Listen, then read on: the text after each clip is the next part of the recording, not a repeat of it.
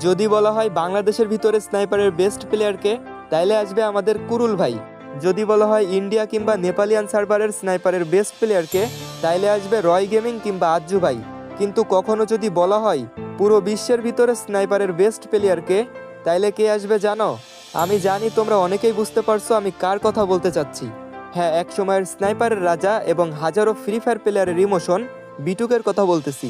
B2K মাত্র 3টা অক্ষরের নাম হলেও এই নামের সাথে মিশে আছে আমাদের ওল্ড ফ্রি ফায়ার, যার গেম প্লে দেখে আমার মতো হাজারো প্লেয়ার স্নাইপার চালানোর সাহস করেছে। যার নাম শুনে ভয় পায়নি এমন প্লেয়ার 2019-20 সালে ছিলই না। সে আর কেউ না, আমাদের এই স্নাইপার লিজেন্ড B2K। গাইজ, তোমরা কি জানো পুরো ফ্রি ফায়ারের ইতিহাসে B2K একমাত্র যে কখনো কারোর সাথে ভার্সেস করতে একটুও ভয় পায়নি।